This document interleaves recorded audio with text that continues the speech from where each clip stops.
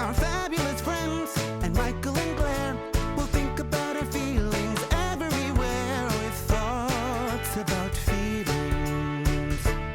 Thoughts about feelings, yeah! Welcome to Thoughts About Feelings. My name is Michael. I am so excited to see you again or have you listening again. Today, as always, it's a good day for a mental health check. And today, I hope you are okay. If you are feeling anxious, if you're feeling worried, if you're not feeling like you have any sense of hope, if you think the science behind mental health and all those things will never be on your side, that is okay if you are not feeling up to your best, because you are still going to be the best version of yourself. And I am still so proud of who you are today. And thank you for joining us. Absolutely. And you mentioned science, and that's what we're going to be talking about today with our friend Eliza Petersen. So let's get smarter in seconds about what science is in a, very surface level definition. We'll get more into it. Basically, science is a systematic study of the natural world through observation, experimentation, and evidence-based reasoning to help understand how things work and develop testable explanations and guesses or predictions. So we're going to get into that. We have Eliza Petersen, who I will also introduce. And y'all, Eliza's so wholesome. I've known Eliza for approximately 10 minutes now, and I'm a big fan, and you will be too. Eliza Petersen is known for creating viral paleontology content on social media. She gained significant attention in 2020 for her iconic Meteor video. Her content often focuses on making paleontology and science education accessible and entertaining. She works as a paleontologist in Utah and has used her platform to share scientific knowledge about dinosaurs and other prehistoric life. She has a background in science communication, and her favorite color is the color of downy feathers on baby birds. Which most people would say gray, but no, stay visually descriptive. Yes. Well, thank you so much for having me. I'm so excited to be here today. I think what you're both doing is so important and so great, and I can't wait to get into it. Absolutely. Well, I received that. I thank you. And Michael, do you want to take it away with the first question? I would love to take it away with the first question. It's going to be a library kid question, because what better way is there to start any conversation with a person who loves dinosaurs and all things science and paleontology than a library kid question. But I first have to say, you already talked about the viral video that Eliza had.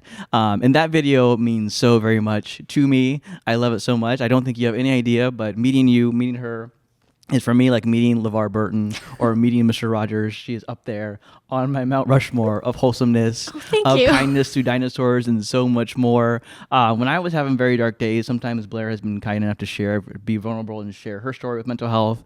I've shared mine. And during the pandemic, I watched your video. I think your video has probably been seen close to 1 billion times. Yeah, about. And I'm probably responsible for 1 million of those views, seeing you in your godlike paper towel beard. So I'm sorry to just throw all those affirmations at you. But the first library kid question is, which actually came by way of Blair, is did dinosaurs have feelings?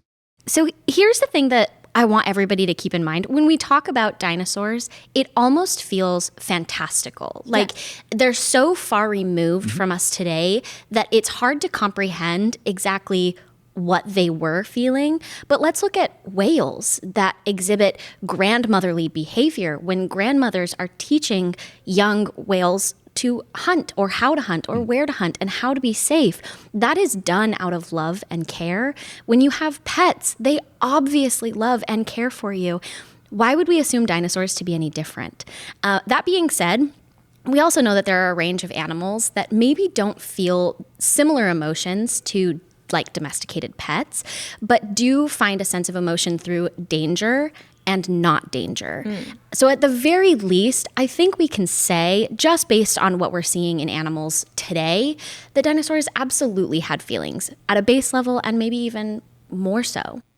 Thank you. I can't wait to explain that to my 5-year-old niece, who actually is a library kid who had that question. I was getting her ready for bed, and out of nowhere, she loves to ask me like existential questions like this, which I think is so important. And I think it's also okay to tell young people in our lives, or any adults in our lives too, if you don't know the answer to a question, that you don't know, but you'll find out. And so speaking to a paleontologist, a science communicator such as yourself, is a great way to get that information out there. Of course.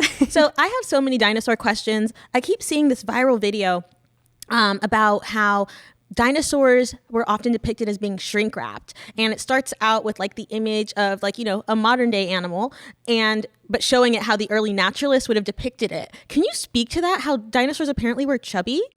Yeah. So the fossil record is really good at showing us the known unknown, and the unknown unknown. So when we look at just the bones of a dinosaur, we're really understanding the shape of those bones for the most part, as long as there hasn't been a lot of decay or a lot of breaking throughout time.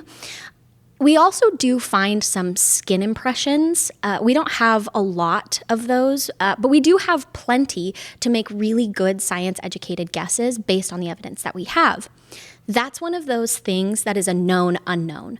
We don't really have anything beyond the skin impressions, so we're unaware of a lot of colors of dinosaurs, but we recognize that that's not something that we know right now. We run into a little bit of problem with the unknown unknown. And those are the things like skin flaps. These squishy parts do not turn into fossils very well. And so if there are things that didn't have any calcium to be able to fossilize, we're not going to be able to know that. However, when people were making discoveries of dinosaurs a couple hundred years ago and all they had were the bones, they were trying their best. I give them a lot of grace.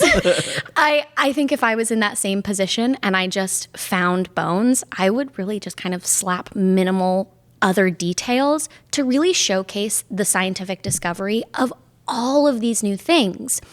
That being said, for a long time, paleo artists, or the people that are actually putting the skin and muscle and all of the squishy bits onto things that didn't have those squishy bits when they fossilized, I think paleo artists have grown a lot in understanding that there is a lot of squishy parts like you and me. We have skin and muscle and fat to keep us warm and to do our basic functions as a body. Dinosaurs were a very similar phenomenon in science. You know, they are going to have all of these squishy parts. And I think we've gotten a lot better at not just slapping the skin on the bones. The other thing you're going to see in those early depictions of dinosaurs, they wanted them to be very grabby. So the teeth were very exposed and they looked really treacherous because of how kind of lanky they were. There are some really incredible paleontologists doing work right now to understand dinosaur lips that go over the teeth. I know, this is like something you can study in paleontology. It blows only my a matter mind. of time until it becomes a beauty trend. Dinosaur lips. How can I get the look? Blair, let me tell you, don't get that look. And I'll tell you why. One of the really cool things that we find on fossil skulls, especially of big meat eaters like Allosaurus and Tyrannosaurus, they still have the enamel on their teeth, fossilized after millions and millions of years. This enamel is still there. That enamel would have started to decay if they had been exposed to the elements the entire life of the animal. So there are some scientists doing great work to understand how lips covered the dinosaur's teeth so that this fossilized enamel would stay in great shape throughout the animal's life. Ooh, I wonder if they had like bristly lips on the inside to like brush away. I don't know. Getting into a whole bunch of lore. Well, that's a really great guess. And if we find any evidence, we'll let you know. Oh, fabulous. I have so many questions. You speak so intelligently, but with so much joy about paleontology. I mean, I love being a librarian. I love being an educator, but now I'm considering, how do I become a paleontologist? How do I get into it? And correct me if I'm wrong, I believe you first started in paleontology as a volunteer at a museum. For anyone who is loving this conversation, who loves dinosaurs, how would you encourage them to get started with paleontology? And also, how did you get started with volunteering? So I actually got started because I was interested in paleontology as a full career. I wanted to be a career paleontologist. That is a really challenging field to enter. It is really time extensive. It's very monetarily extensive. And I wasn't in a position to completely devote my life to paleontology. But that didn't mean I didn't love dinosaurs as much as anybody else. So I reached out to my local museum to see if they had any volunteer opportunities and was invited to participate in a paleontology field program where you volunteered to go dig up dinosaurs in southern Utah. Is that still a thing? It is absolutely still a thing. I do it in the summers. Ooh, we're definitely going to have to take the show on the road. There are so many great volunteer opportunities, and getting into science doesn't mean that you need to sign up to be a career scientist. Community science is a huge trend right now that I think everybody should be participating in. As a kid, I feel like, what did a scientist look like? An old man in a white coat sitting in a lab. Today, I think that's changed. What does a scientist look like? The person doing the science. And you can do that. Everybody can do that. And there are so many museums around the country and around the world that are offering community science initiatives, like volunteering to sign up to help scientists dig up dinosaurs. I also volunteer in our paleontology lab as a preparator, which means I get to glue all the fossils back together and help other scientists prepare them for research. There are so many great initiatives out there. Visiting your local museum and learning more about community science is a great way to enter that field. Okay, definitely an action item for me. I had always admired my friend Bree. Her mother, Joanne, works at Caltech, and she would always be in the field. She's a geothermal physicist, I believe. And I just thought that was like the coolest thing to do. And it was such a different example of a career that you could have. And I didn't realize that was possible. There are a lot of thoughts about feelings that people have about science. And I think increasingly we've seen how essential science communication is. I think that when it comes to science, when I was growing up, I don't know if I was just kind of cocooned a little bit, because a lot of the kids I went to school with, their parents worked at JPL and Caltech. And so it was very pro-science type of community. I remember learning how to sequence strawberry DNA or whatever when we were kids. And science was always a big part of my life. But I've seen, as probably in the past 10 years, this huge divide with science. And we know that science impacts our lives, but I think that for a lot of people, there's a huge disconnect. In your work, I can tell that you're really trying to bridge that. But how do you think we can help people and their thoughts and feelings when it comes to science? I think, unfortunately, a lot of science is not accessible right now. If you're wanting to really learn about the nitty-gritty of a specific subject, peer-reviewed science journals are a great way to do that, but they are often behind paywalls. And they're hard to read. They are filled with jargon and terminology that is not considered accessible to the general population. I think that's where science communication on platforms like social media really come in handy in being able to make that digestible for people. I feel really lucky that I came from a family that is very excited about science. My mother is a librarian and an educator for 35 years. Period. We love her. My father and my mother were always so supportive of my drive to find more about science.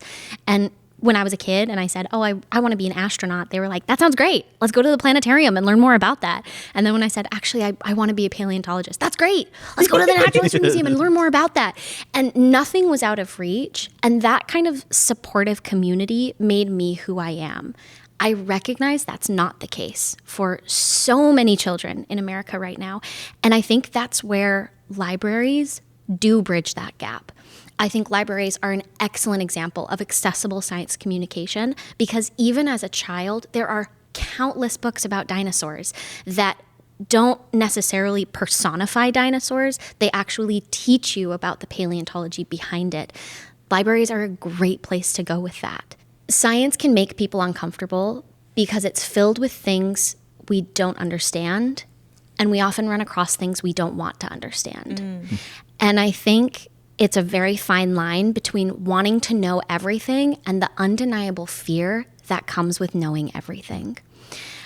And I'm not sure that I have found the perfect way to bridge that gap. And that's something that I'm trying to do for myself in wanting to stay well informed, but understanding that I have my limits. And I have to sometimes put my own boundaries in place that say, you know what, I can't think too hard about how the magnetic poles on either side of the earth could switch and ruin everything. I can't think about that too much. Sometimes I have to take a breath and understand different lines of science that will help me understand that better. We're already talking about some big things, some heavy things, some big feelings. And I think while we're on the topic about the nuances of science, I think we have to talk about mental health when it comes to science and those big feelings. We always talk about it's okay to not be okay. It's okay to be uncomfortable. It's okay to not know everything. And I think we have to talk about science when it comes to mental health. And it's okay just to talk about it, to research it, and have no idea where you're going to start, have no idea what direction you're going into. I always bother people with my mental health journey. And I think for me, I've often been looking into the science of the fact that mental health is not all in your head. I've actually had therapists and psychiatrists who are no longer my therapists and psychiatrists who have said, it's all in your head. We'll figure it out from there. It's all in your head. But believe it or not, I've actually met some people who do not have anxiety at all. They have no sense of what it means to have to be anxious. I know. I have no idea Sounds like how those people are. Those are the superheroes in my mind. No anxiety ever. How do we get on that level? Is it possible? And I think that's part of it. Is it possible? So I know for you, a person who has had some things on social media like myself and Blair, as cool as it is to have all these moments, it takes a lot. It takes a big toll on your mental health. So when you think about big feelings in science, do you have any thoughts on the science of big feelings and mental health? Well, as someone that has been happily medicated for mental health for years now and have seen the science behind it, I can say that there are definitely things you can do to support your mental health. Using science is a great way to do that because talking to a psychiatrist or somebody that understands the science behind brains to the point where that can be assisted or helped with, especially with medication, I think go for it. If it's going to help, it's going to help. And that's what's really important. So I'm a big, this feels so goofy to say, but I'm a big believer in science, the good and the bad. And that being said, I think science communication is in a really unique position to offer something a little bit different for mental health. And I like to call it rational hope. I think especially in these times right now, you are either feeling so hopeless that it feels like the rest of your life and the rest of the universe can never come back to a normal place. And I think the reverse side of that actually has a really negative impact as well, as being so hopeful that everything will just go away and fix itself. I don't think either of those are actually viable options. I think being hopeless doesn't lead to anything. I think being so hopeful you assume everything will just go away is also not helpful. Rational hope through science comes down to the middle for me. I find rational hope with seeing what other people are doing in my community, especially with hard or uncomfortable topics like climate change, learning more about the science of sustainability and seeing people in your community take action. That gives me hope that there are other people doing what I want to do. And finding that community plays a huge role in my mental health. I don't think anybody is going to make it through this alone.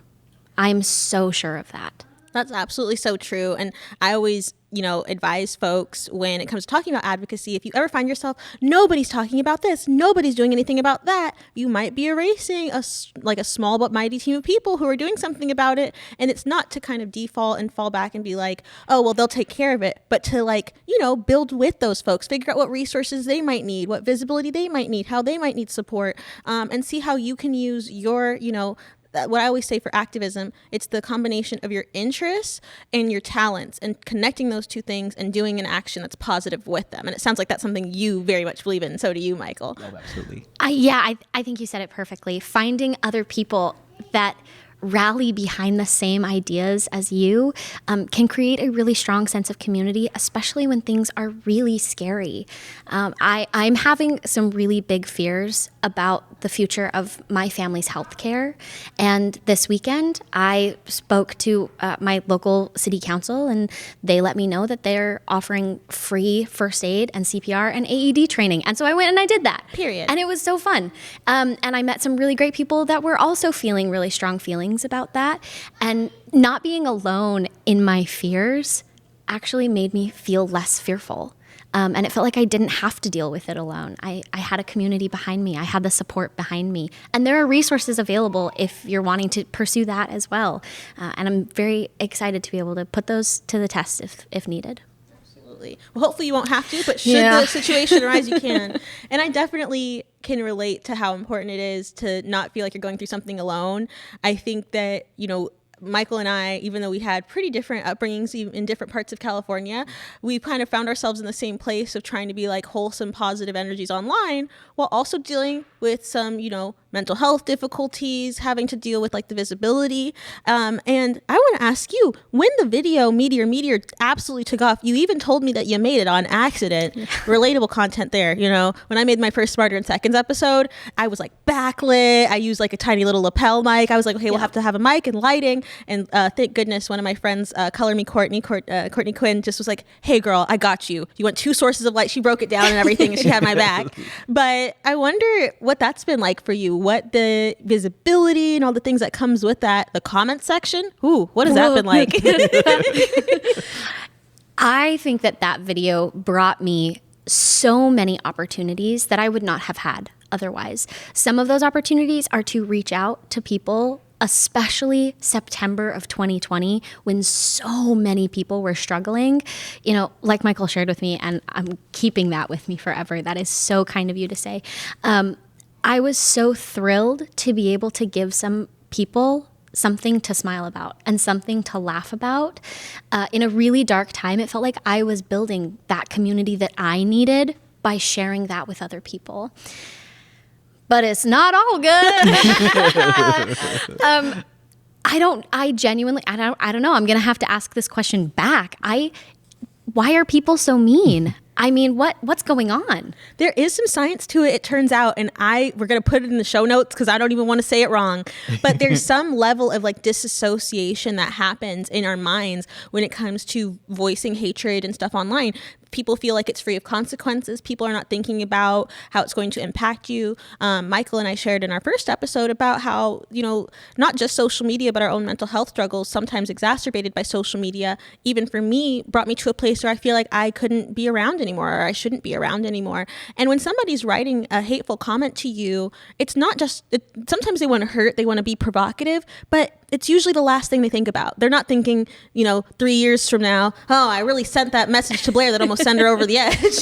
They're just thinking, wow, that was like, they're trying to be the hero of their day, and they don't really care about what battles they have to wage in order to do that. It's the same reason people get into road rage. It's misdirected anger. It's being able to yell at me instead of being able to yell at the president, whatever it happens to be. My parents are both social workers, so when I was growing up, they would always tell me that type of stuff when I had a bad day at school or somebody was a bully to me, but it doesn't take away the sting. It doesn't. And I am still struggling with that. I think I went maybe the entire year of 2024 making 2 videos total. That was it. I simply could not handle the hate. And you can get 10,000 kind comments. The one mean comment is the one that you remember. And I wish that it wasn't like that. I honestly wish I could crack the code in science to say, I'm not going to water the weeds. I'm going to water the good things, and the weeds will dry up and eventually go out. But I'm there pointing the sprinkler directly on the weeds. And I still do that. I still struggle with that. And it has driven me really far away from social media and farther away from creating accessible science communication. And that hurts. And I want to be better about that, and remembering the community of science lovers that are, behind me and cheering me on makes it a lot easier to deal with. But there are definitely some days that it doesn't go down easy. And right after that video, I had no prior social media presence, really.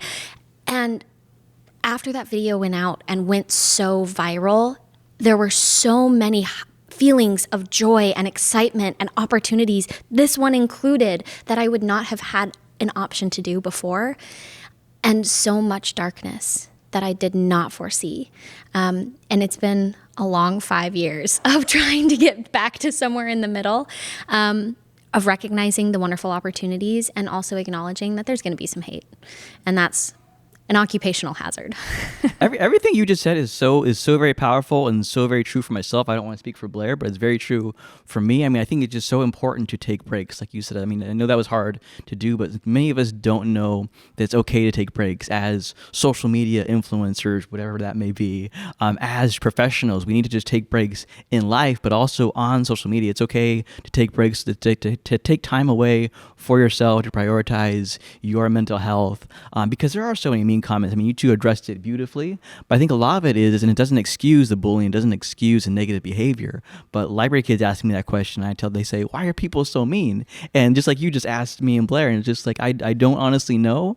And again, not excusing their behavior, but oftentimes is that people just hate themselves. They dislike themselves so much that they want to take it out on this person that they can hide behind the keyboard, they can hide behind the shadows, and they don't take into account that it still hurts people. Like you said, those 10,000 positive comments, and you get that one negative comment, and the volume is all the way up on that negativity. And that's why I love so much that you talked about rational hope. I've never thought about hope as rational before, because I think hope, for those of us who have a lack of hope, it's very uncomfortable, it's very irrational. And I love the sense of a rational hope in forming this social media community and forming our neighborhood community to find togetherness, to find sustainability, to find understanding of climate change, of science, and of so much more, and to know that it's okay to take medication. We're not encouraging taking medication, but different things work for different people. I am very much team Live, Laugh, Lexapro.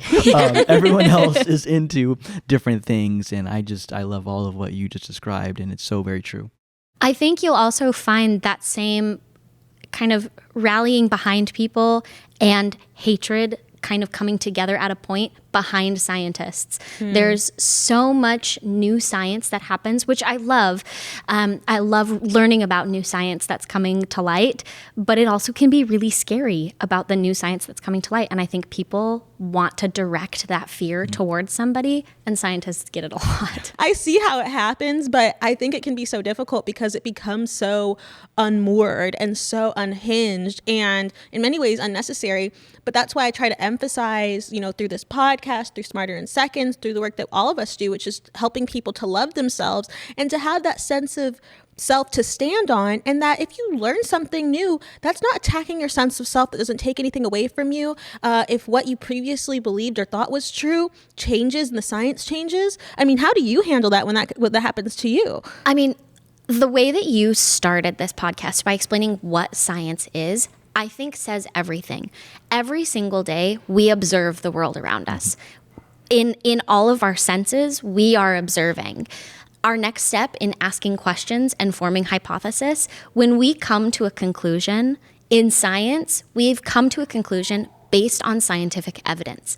But as a scientist, I learned very quickly that when you get new evidence, you can change your mind. And I think in the science world, that is so very gracefully accepted that it's okay to say, you know what, I actually was wrong. I didn't have enough evidence, and now I do, and I can make a different science guess based on that evidence. And I think there's so much grace in that. So if you are learning something new and you're feeling afraid, take a deep breath and think to yourself, this is new evidence that I've just been given. How can I change my views based on this new evidence? And what does that mean to me? And sit with that. Sit with that discomfort of saying, I didn't know enough, and now I know more. And even if the outcome is going to be more negative than you expected, sit with that negativity in a way that's filled with grace. Sit with that recognition that this is weird for me. This is different for me. These feelings are big feelings for me. And acknowledging that kind of grace that you can give yourself when finding new evidence, I think can change your entire outlook on whatever it is you've got new evidence about. Is this big feelings, graceful approach to science? Is this something that you think most scientists are trying to go towards? Do you think you're kind of like one of the MySpace top 8 of those approaching this way of science? I think for a long time, scientists were very comfortable being entrenched in the idea that they were passionate about.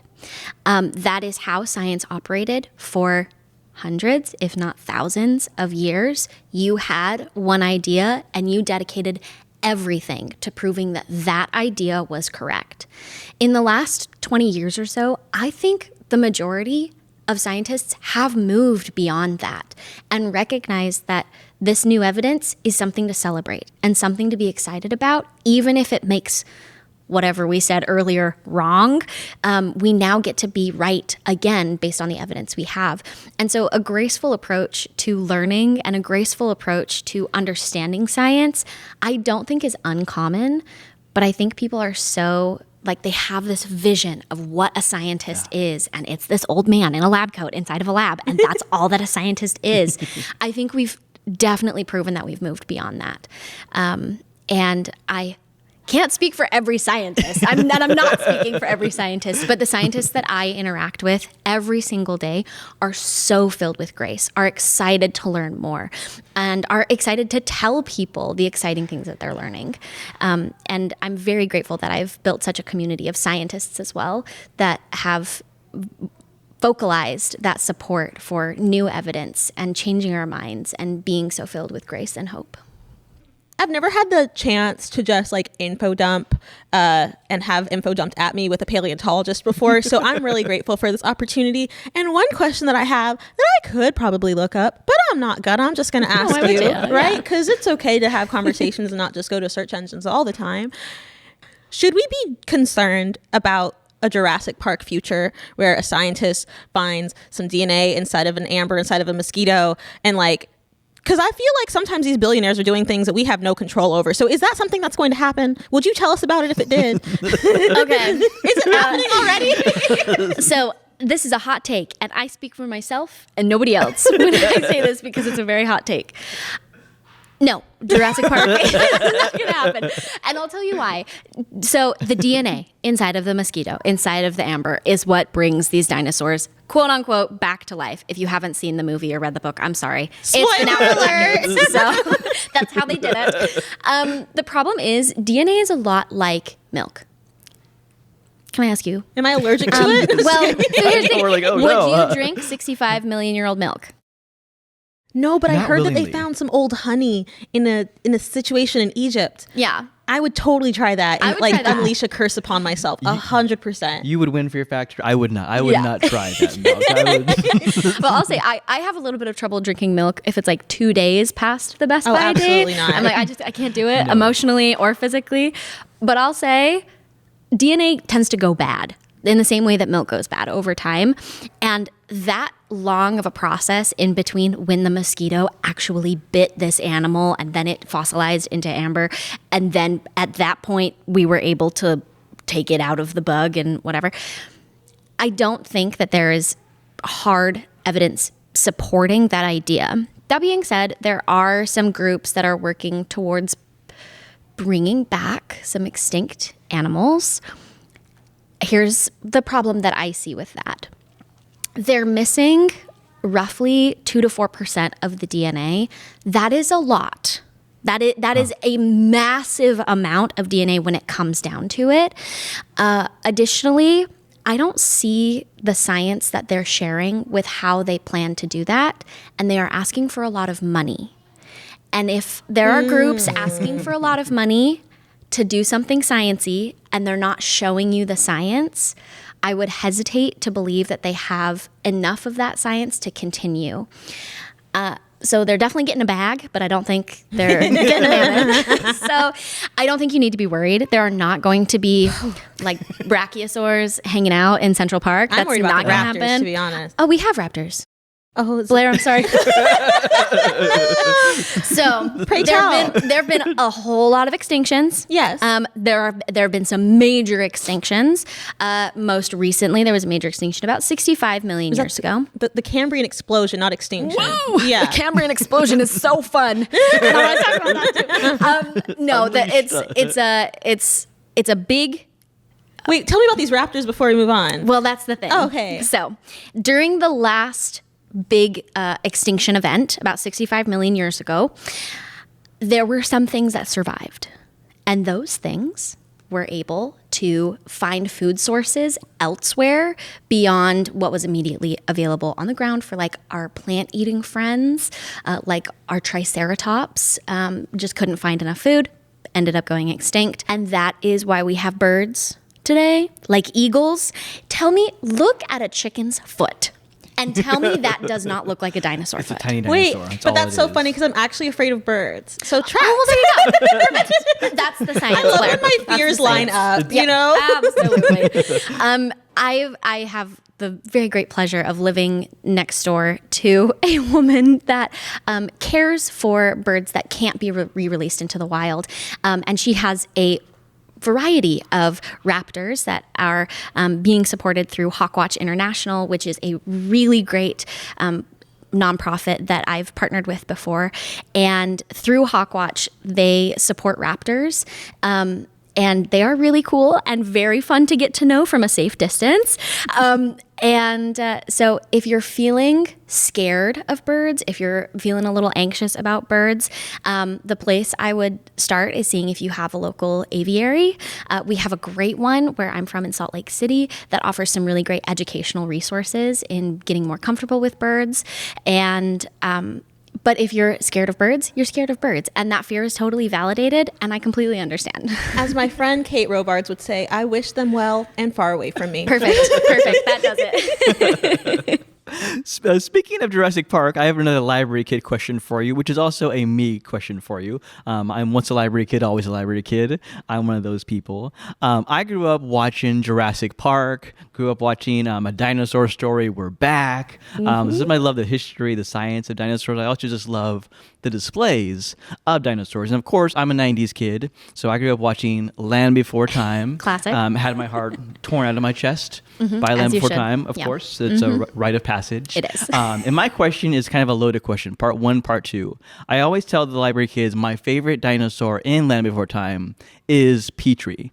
And there's always one library kid who's like, Mr. Michael, Petrie is not a dinosaur. So part one, what sort of creature, animal, dinosaur is Petrie, and why or why not is it not considered a dinosaur?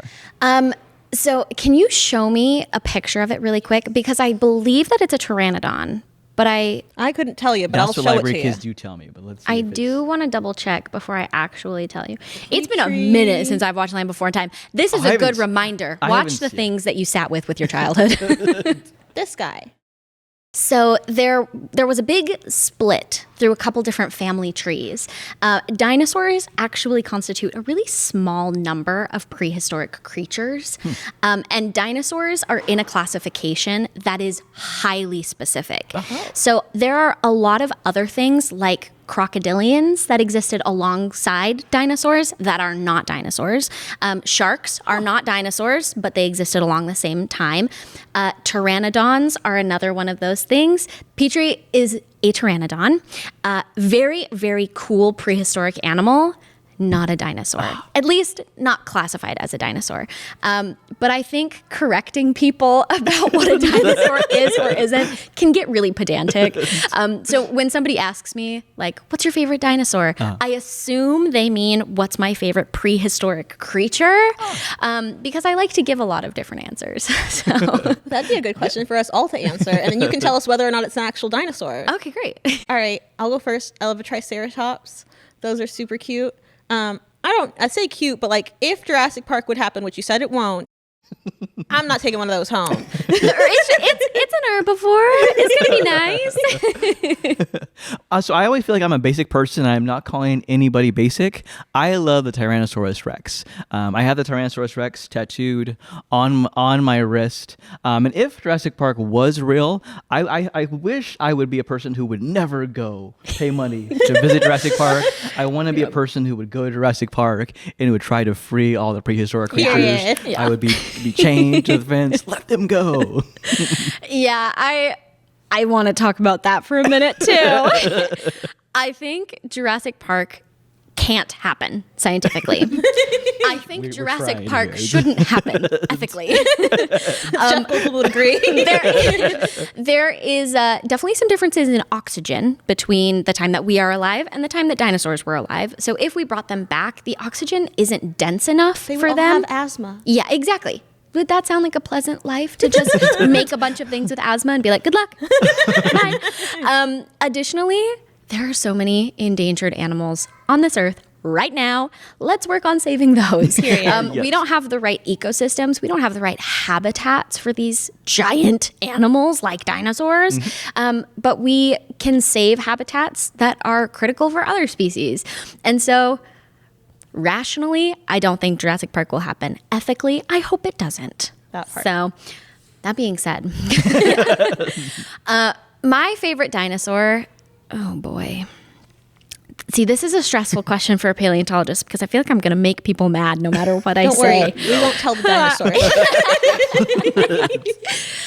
I think it's the same if you ask a zoologist what their favorite animal is or a botanist what their favorite plant is. I think it's more likely that you get an answer of a group of animals. So I love all ceratopsians, which includes Triceratops, Diabloceratops, Medusaceratops, Lokiceratops. They have all these cute names, and I just love them. Utah is a really great place to also find ceratopsians, and so we've described a ton of new species in the past 2 decades of these beautiful horned dinosaurs, and I think that group of animals are fascinating. So I have to applaud that. My meat eaters, absolutely. I think all tyrannosaurs are incredible. My favorite tyrannosaur cousin, distantly, is called Teratophonius. So cool. Great name. So cool. This is awesome. I love ceratopsians. I love all my tyrannosaurs. It quite literally, like, it physically pains me to choose a favorite. I really love raptors. I mean, I think raptors are really cool because of the evidence they leave in the fossil record. Raptors are responsible for helping us understand what colors some of these animals were. So we have some very, very cool fossilized feathers that still have melanosomes in them. And we can see that some of these raptors had striped tails. Some of them were black and white with big red feathers on the top. I think raptors hold a lot of great keys to understanding prehistoric life that some other prehistoric creatures don't. So just based on like the scientific contributions of the unknown things that we're slowly knowing, I got to go with raptors. I love that. Thoughts About Feelings is a completely self-funded podcast brought to you by Ninth Planet Audio. And we don't have traditional sponsors, but we do have some acts of self-care that our podcast is brought to you by. And today it's brought to you by a big stretch. So let's just take a big stretch. Hopefully, whether you're sitting down, I mean, if you're driving and listening to this, maybe not a big stretch, but when you get to your destination, but since we're sitting here, let's all take a big stretch. Cracking stuff. That felt great. Doesn't It did feel good. A big stretch is a great way for you to get your mind in touch with your body. It's a great thing to do if you're in an anxiety spiral or a doom scroll spiral like I tend to do, or if you just want to get your body moving. So thank you, Big Stretch. Thank you to the main brand, to the San Francisco Public Library, for letting us film at their location for this wonderful conversation of science, dinosaurs, mental health, and so much more. We are filming in the children's section, so if you heard any joyful, childlike noises, it's because they are here in the background. They are experiencing the library just like you can. Eliza's mom is a librarian. I'm a librarian. I'm an educator. Get down to your local library, get a library card, make some joyful noise. Absolutely. Eliza, Michael, it's always a joy with you, Michael. Eliza, new friend. Such an amazing conversation. I learned so much. Some of my fears have been alleviated, getting into the science, understanding it in an approachable way. I echo all of that. Thank you so much for joining us. Thank you for answering our questions. Thank you for being vulnerable. Thank you for introducing us to rational hope and encouraging us, like Blair and I always talk about, that it's okay to not be okay, to be where you're at. We apologize for putting you on the spot and asking you about your favorite dinosaur. But Happens all the time. Probably the most vulnerable part of the conversation. No, I've loved this conversation so much. Thank you, thank you, thank you. Thank you so much for having me. And I hope that you'll take some time at your local library to find some good dinosaur books. I think that's a great action item for this week is to go to your local library, learn more about dinosaurs. If you want to rewatch Land Before Time or Jurassic Park, go ahead and do that, but also get into the actual science of it all. We've got some thoughts about feelings. Think of the places we can go and the people we'll meet, the things that we'll see. What do you think? Are you feeling me? Thoughts about